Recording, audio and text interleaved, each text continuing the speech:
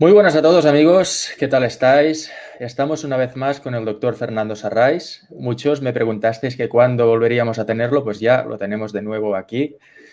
Y hoy nos va a hablar Fernando de un tema que es muy interesante, es el tema de la violencia. La violencia y la ira, que son dos cosas que van juntas. Yo quiero hacer una breve introducción y es que la violencia a lo largo de la historia humana, pues en ciertos momentos ha sido útil para garantizar nuestra supervivencia, pero ahora en nuestra civilización, pues ya que gozamos con un cierto nivel cultural, pues la violencia ya no tiene aquí cabida. Entonces, para evitar que esa violencia se produzca, pues tenemos que entender de dónde viene, que viene de una emoción, como decimos, es la ira. El doctor nos va a explicar todo ese proceso y nos dará, si quiere, también algún consejo práctico, pues para controlarnos y para no actuar nunca de manera violenta. Si bien yo también después le quiero al final preguntar, porque creo que hay excepciones en las que la violencia pues sí que puede ser aceptada, ¿no? Por ejemplo, pues cuando un policía pues protege violentamente a una víctima de un agresor, pues en esos casos habría que ver. Y ahí yo también quiero que nos cuente Fernando cómo lo ve. Bueno, Fernando, muchas gracias por estar aquí y cuando quieras. Encantado por vuestra confianza. Bueno, a ver cómo lo hacemos. Entonces, a mí, yo creo que a todo el mundo le preocupa, ¿no?, el nivel de violencia social que tenemos, ¿no? Y la gente se plantea, ¿no?, cuando salen pues esos jóvenes que han sido agredidos, alguno que está en coma aquí, en Bilbao, y los jóvenes ahora que son tan violentos, es decir, ¿qué pasa, no? ¿Cuál es la razón? ¿Cuál es la raíz de la violencia, no? Entonces, no solo entenderlo a veces permite entenderlo, pero no se resuelve, porque entender un problema no basta si no se tiene un método para resolverlo, ¿no? Pero bueno, si uno no entiende el problema, tampoco puede resolverlo. Entonces, la violencia es consecuencia de la ira. La ira es una emoción negativa. Negativa porque la misma emoción hace sufrir, porque cuando uno está enfadado está mal, nadie quiere estar enfadado, ¿eh? Nadie quiere estar enfadado, nadie quiere tener miedo, nadie quiere estar triste. Son emociones negativas porque hacen sufrir la propia emoción, ¿no? Pero también es negativa porque lleva a conductas negativas, en concreto, en este caso de la ira, la violencia. La violencia es hacer daño a cosas materiales o a personas. Y se entiende sobre todo violencia cuando se refiere a otras personas, ¿no?, y se les hace daño. Pero si tenemos ira y si tenemos capacidad de ejercer la fuerza de modo violento, es porque también tiene alguna finalidad en el ser humano, ¿no? De hecho, los filósofos clásicos hablaban, Santo Tomás sobre todo Santo Tomás, hablaba del apetito concupiscible, en latín. Concupiscible es aquel apetito, aquella tendencia a buscar satisfacer las necesidades básicas: comer, beber, dormir, un alojamiento para sobrevivir biológicamente, ¿no? Hace falta una fuerza, porque si no tuviésemos hambre, podríamos no comer y morirnos. Si no tuviésemos sed y no nos impulsase a buscar el agua, podríamos morirnos de sed, igual que tener un techo, ¿no?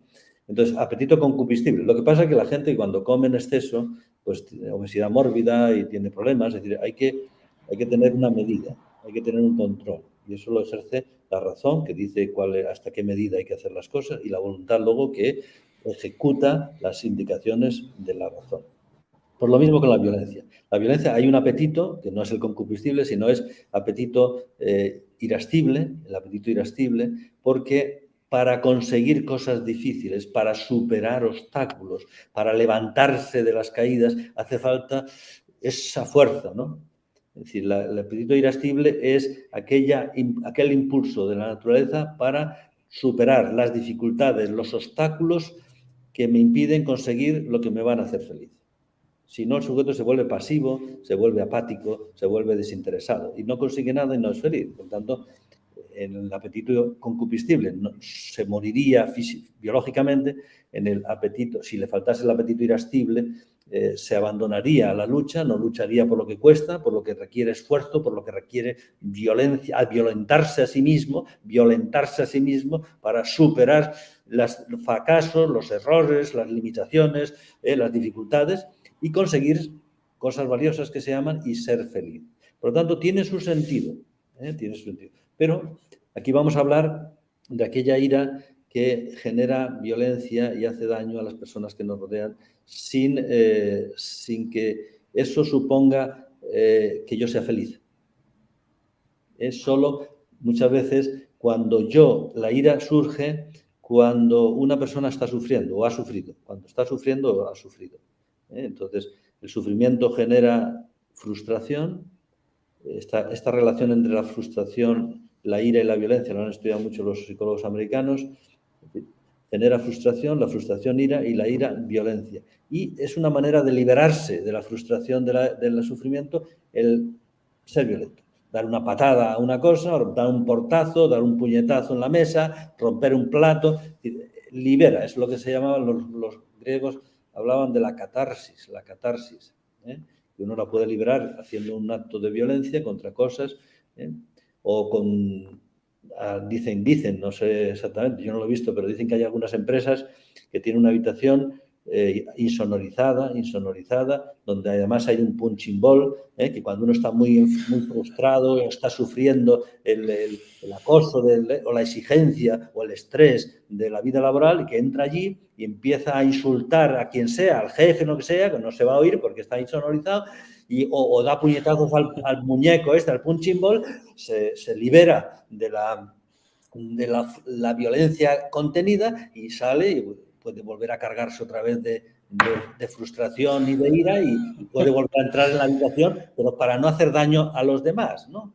Y no crear un conflicto y no romper el trabajo en equipo o que no te echen del trabajo porque te le has dicho una barbaridad al jefe, ¿no? Entonces, la violencia puede ser cuando uno está sufriendo, tiene frustración y tiene ira. Y la ira, si es muy intensa, domina el mundo interior, domina la cabeza, la mente. Y entonces uno empieza a tener violencia mental, es decir, el juicio crítico, el pensar mal de la gente, criticar mentalmente. Y luego puede pasar a la crítica verbal, al insulto.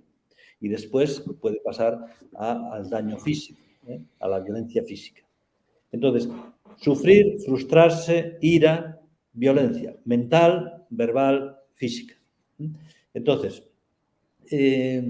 ¿por qué ha aumentado? ¿Por qué creo yo que ha aumentado la violencia ahora? Pues porque la gente ahora sufre más.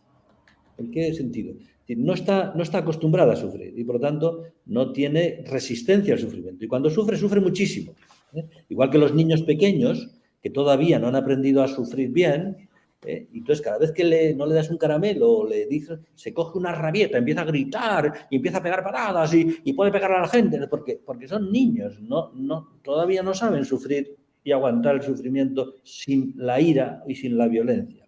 Y por otra parte, tampoco han aprendido a controlar su conducta cuando están enfadados, cuando tienen ira, porque la violencia depende de dos cosas, de la intensidad de la ira, que eso depende de la intensidad de sufrimiento, y de la capacidad de sufrimiento, porque hay gente que sufre poquito, pero tiene una ira terrible, pues porque no sabe sufrir, y entonces cualquier sufrimiento le produce una rabieta de niño pequeño, y se pone muy, muy enfadado. Y entonces puede ser muy violento. Y de la capacidad de controlar la conducta cuando uno tiene emociones negativas.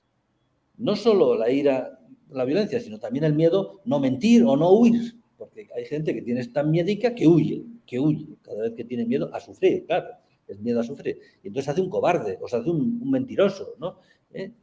O que una persona que está triste, está muy triste, y como no es capaz de ser dueño de su conducta, cuando uno está triste, está desanimado, no tiene ánima, no tiene energía, y no hace nada, se abandona, se sienta, y por tanto no hace lo que tiene que hacer. No hace su obligación y, por tanto, se siente peor. Pues porque no es capaz de controlar su conducta y hacer lo que tiene que hacer, aunque esté triste. Y el que está enfadado, pues no ser violento, aunque esté enfadado. Y el que tiene miedo, pues dar la cara y no ser un cobarde, ni huir, ni mentir, ¿no? Hace falta un entrenamiento del control de la voluntad, que eso lo hace, de la conducta lo hace la voluntad, ¿no? Pero depende también mucho de la intensidad de la ira.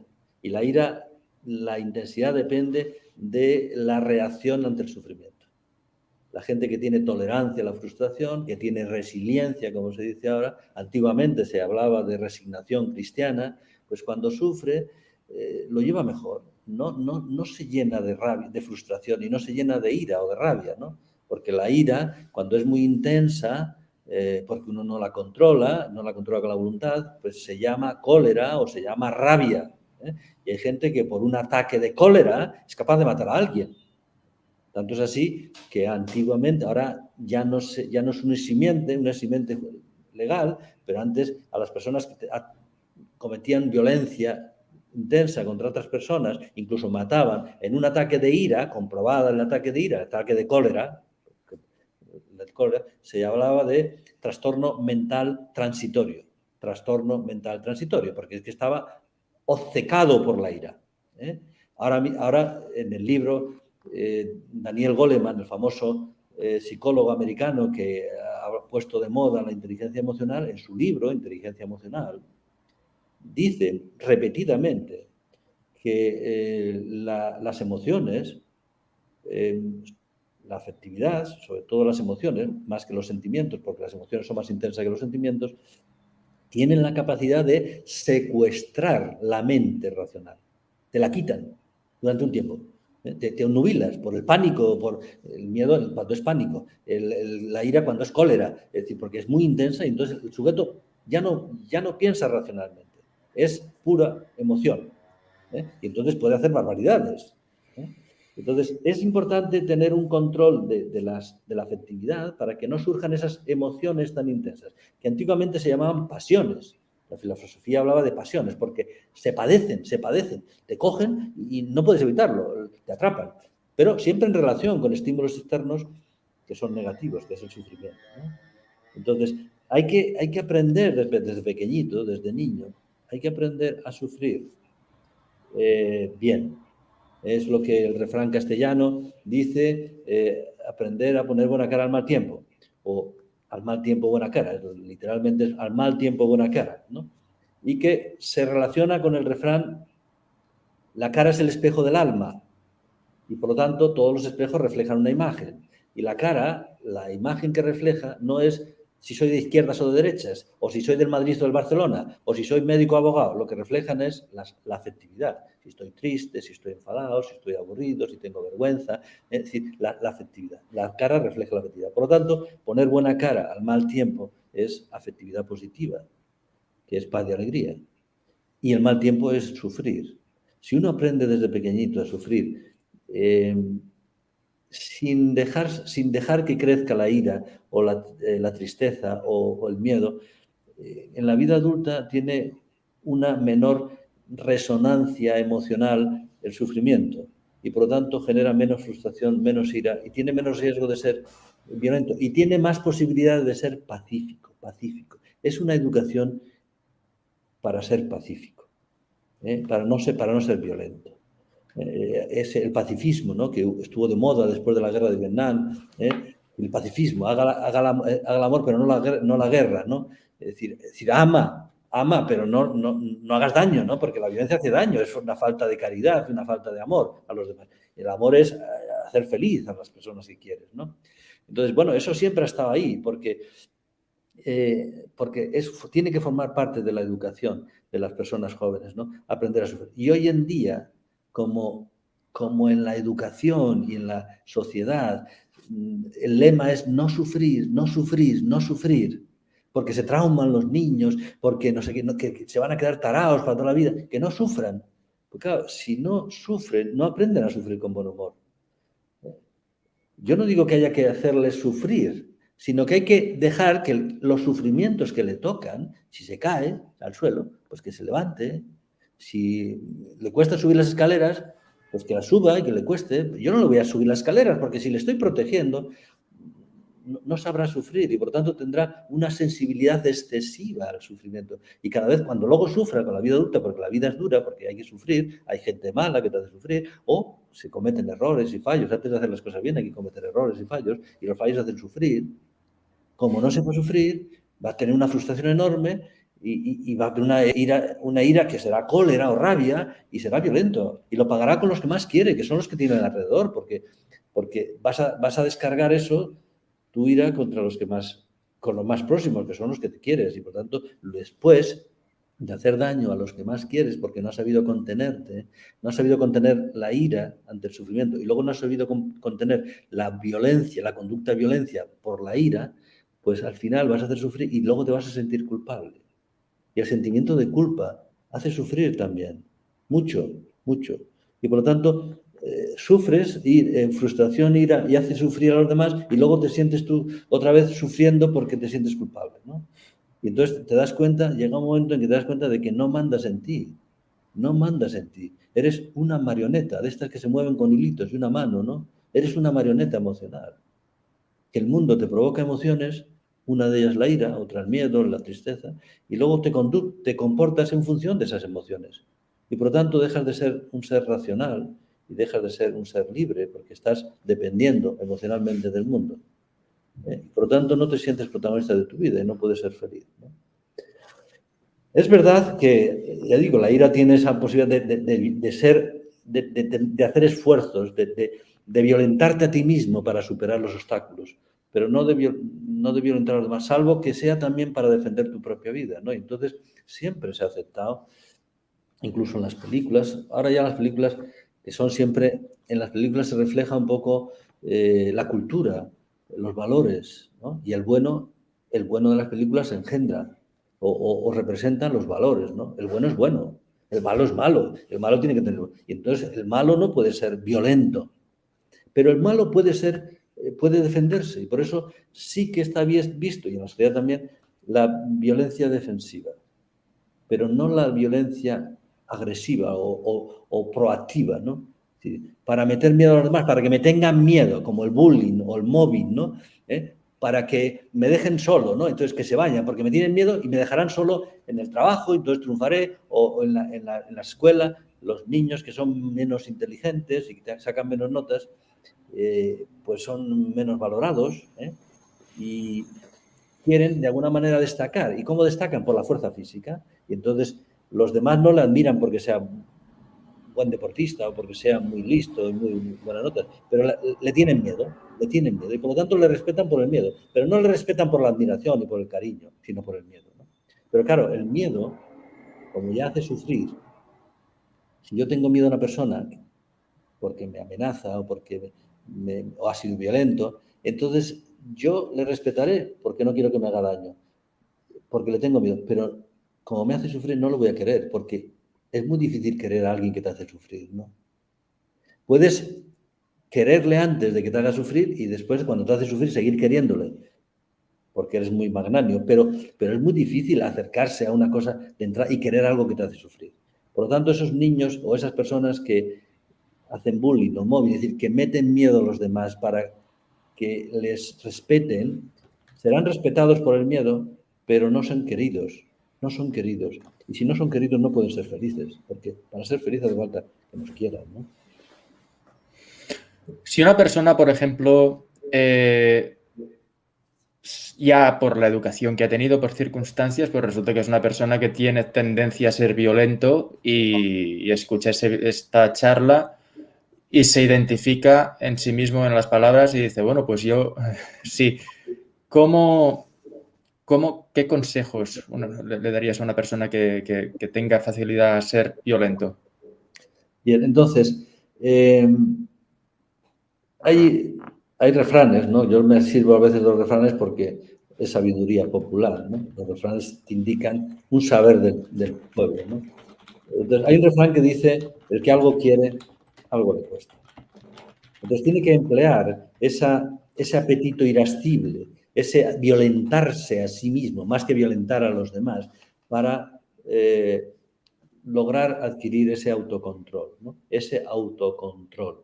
Autocontrol de la afectividad para no tener ira ante el sufrimiento y autocontrol de la conducta cuando uno tiene ira. Yo suelo decir mucho en las conferencias que cuando uno está enfadado, callar. Y si no puedes aguantar callar, márchate a un sitio donde no haya nadie. Porque todo lo que se dice cuando uno está enfadado va a hacer daño. Va a hacer daño a alguien. Al que tienes delante, o si vas a ser violento con las palabras a alguien que no está delante, le vas a hacer daño más adelante, porque se va a enterar, porque la gente le gusta comentar lo negativo. Y al final se va a enterar de que he dicho tal barbaridad de él, ¿no? Así que le va a hacer daño a alguien. Por lo tanto, callar. Entonces, es importante eso.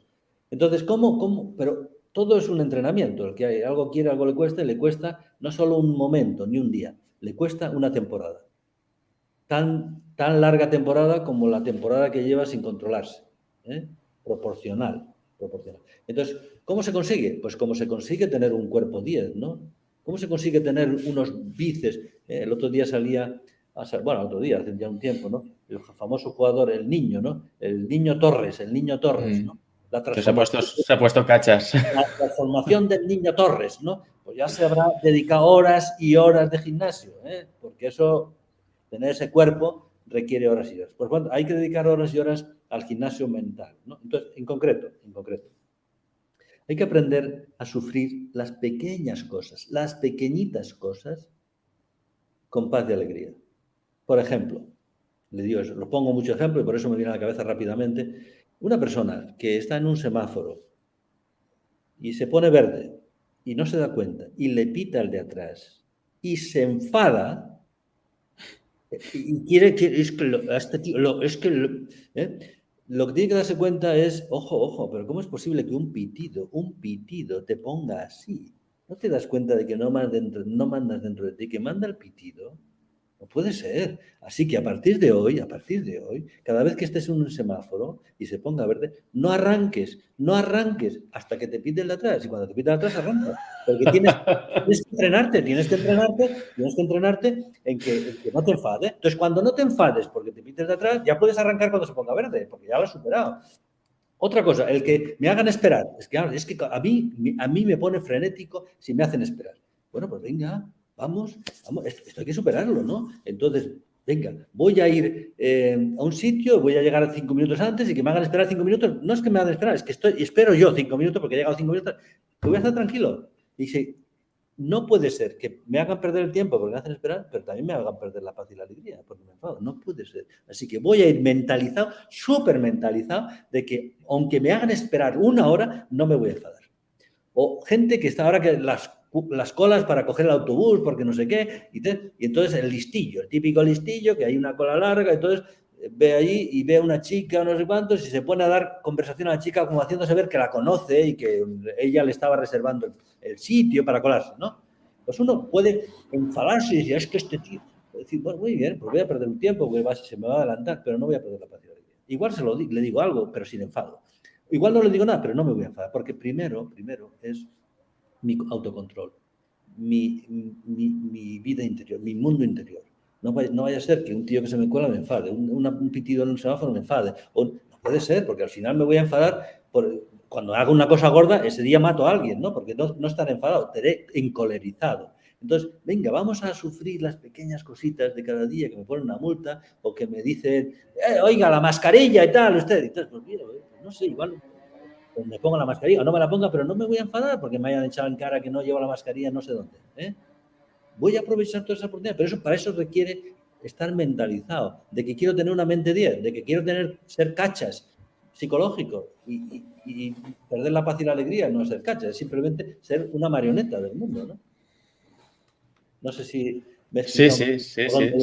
Pero a ver, entonces una pregunta. No hay pastillas para tener control, hay que entrenarse, pero primero hay que quererlo, porque el que no lo quiere no se entrena. Y hay que quererlo como se quiere, hay que quererlo de verdad, porque querer es poder, pero a lo difícil hay que quererlo con mayúscula, porque si lo quiero con minúscula, con la boquita pequeña, pues entonces no lo conseguiré, ¿no? A ver, pero yo creo que matiza una cosa porque a lo mejor alguno podría decir, pues entonces cualquier tipo de injusticia hagamos que nos dé igual, o sea, no me enfado por nada y que reviente el mundo.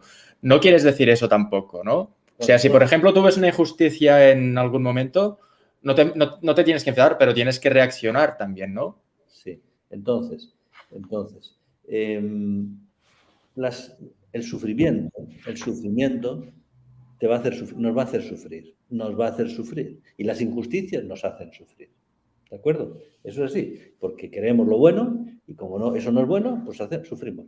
Pero hay que aprender a sufrir sin una reacción de ira.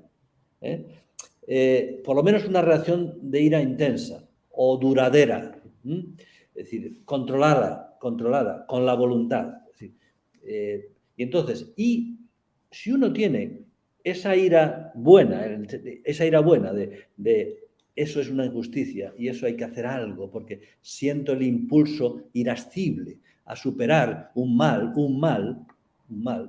pues venga, voy a canalizar. Entonces, ¿qué voy a hacer? Pues voy a ir a la comisaría, voy a denunciar a esta persona o voy a la autoridad para que tengan en cuenta esto. Voy a canalizarla racionalmente, no con la violencia de presente, porque eso es irracional. ¿Por qué? Porque si una persona hace una cosa mal, una injusticia, me trata mal, y yo le trato también mal porque le doy un puñetazo, pues si estoy haciendo lo mismo que él, él me insulta o me dice que no sé qué, o me engaña o me tima, y me hace daño, o tima a una persona inocente, a una persona mayor, y yo le doy un puñetazo, pues en el fondo él se porta mal, yo me porto mal.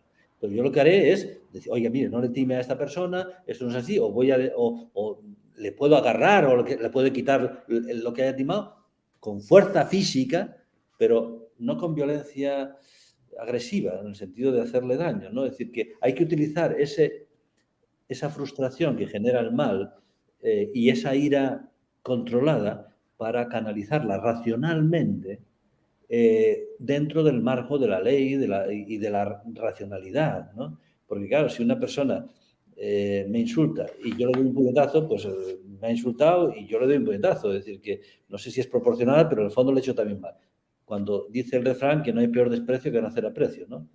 Que eso indicará una persona, si te dice una cosa, un insulto, porque quiere que sufras, y tú le ignoras, en el fondo le estás haciendo ver que tú eres más fuerte que él, porque él quiere que te enfades y tú no te enfadas. Y quiere que tú te portes mal como él para no sentirse solo en el mal, y tú también eres malo, haciéndole ver que yo no tengo por qué ser malo porque tú me trates mal. Porque entonces me estás haciendo mala persona como tú eres mala persona. Porque a través de la ira me haces ser mala persona. ¿Entiendes?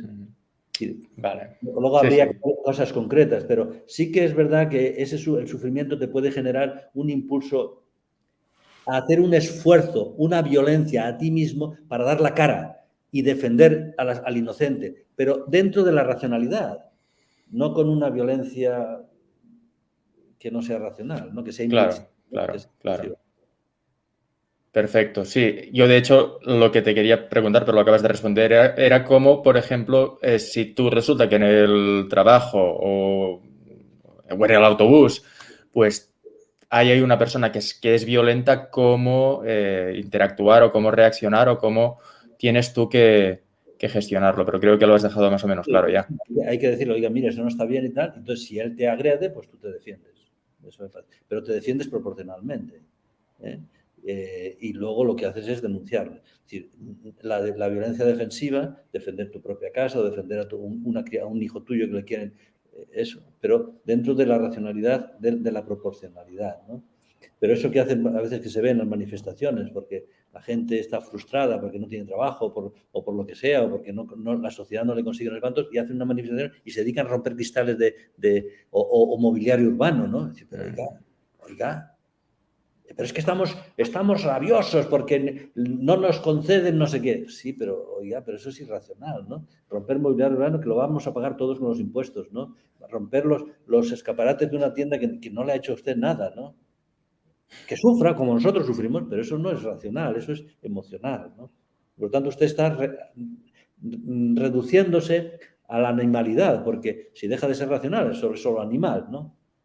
Y por lo tanto, y además descontrolado, una persona descontrolada, porque los tenderos o los de estos sufran el daño que usted les hace y entonces sufran con usted y usted ya no se sienta solo y no se sienta, porque sufrir, sentir solo es sufrir doble, pues eso no es racional, hacer sufrir a la gente porque yo sufro, ¿no? Mal de muchos consuelo de tontos, dice el refrán, ¿no? Porque no es de la razón, es de la afectividad, ¿no? En personas que mandan la afectividad sobre la razón. Y entonces es una pena. Y sobre todo que no se puede ser feliz si uno no tiene en cuenta a su razón y a su voluntad libre, ¿eh? Si uno es esclavo de las emociones, no será libre, es un esclavo de las emociones. Emociones provocadas por el mundo que te hace sufrir. Y luego, si tienes unas reacciones agresivas irracionales de hacer sufrir a todo el mundo para que te acompañen en el sufrimiento, como en los deportes o las manifestaciones de los deportes que se pegan y no sé qué, y que se agreden, porque ha perdido su equipo de fútbol, ¿no? Y tienen que pegar a los aficionados del equipo contrario, ¿no? Para que también sufran. Eso es un poco irracional y es un poco una esclavitud de la ira, ¿no? No son libres. No sé si tienes algún punto más que te gustaría tocar. Bueno, uno solo. Es decir, el tener cuidado con el alcohol y las drogas, porque el alcohol y las drogas hace que la mente no funcione bien, ¿no? Las personas con baja tolerancia a la frustración, con tendencia a la ira y a la violencia, si además se desinhiben, se descontrolan con el alcohol, porque el alcohol descontrola, te quita control, y además te quita la capacidad de pensar las consecuencias, ya no piensas las consecuencias, ¿no?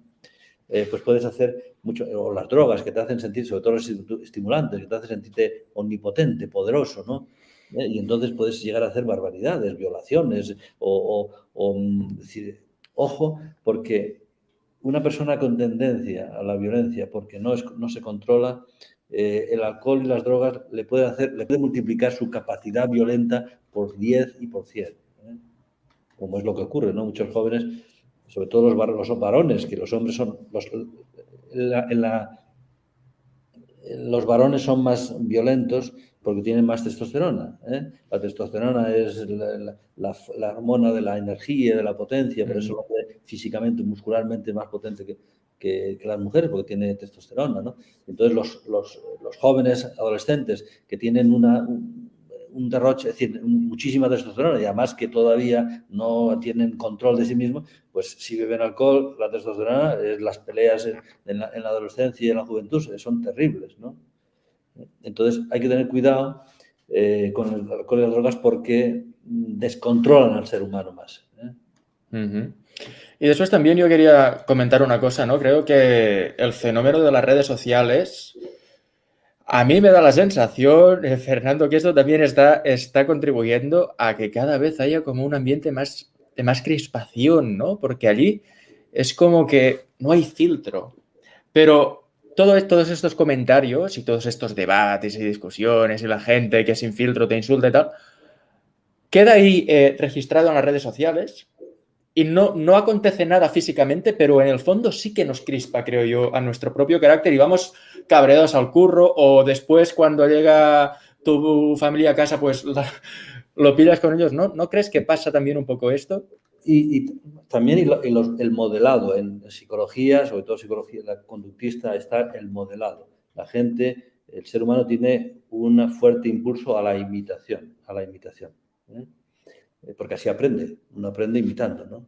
Pero puede aprender cosas malas, ¿no? Y esta serie, ¿no? Del calamar y esto, no sé, que está generando violencia en los chavalillos pequeños en la escuela, ¿no?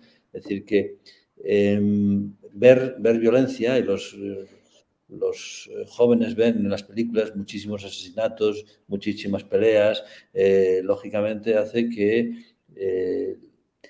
los jóvenes vean la violencia agresiva como una cosa normal, ¿no?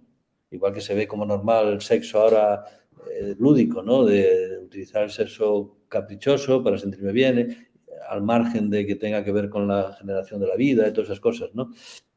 Pero porque lo están viendo continuamente, ¿no? Las películas hay sexo y violencia, ¿no? Pero también en las series, pero también en muchos programas de reality shows de peleas entre la gente, que luego lo ponen en YouTube, lo ponen no sé cuánto, entonces la gente está viendo peleas, está viendo violencia, muchísima violencia. Entonces, eso hace que las personas vayan teniendo una mayor tolerancia a la violencia, mayor admisión. a la violencia. Por lo tanto, no los consideren como malas y no se sientan obligados a evitarla o a controlarse, ¿no? Entonces, ese modelado social que se llama inculturación, de una cultura que ve muchísima violencia en las pantallas, ¿no? Y en Internet, ¿no? Eso también está contribuyendo mucho, ¿no? Así es, así es. Bueno, pues esperemos que vayan bajando los índices de violencia. También es cierto que tenemos suerte aquí en España, creo, somos de los países donde menos índices de violencia tenemos. Eso también es verdad. Pero igualmente todo puede... Sí, porque en el fondo todavía quedan restos de una educación del área mediterránea, que es una educación con raíces cristianas, ¿no?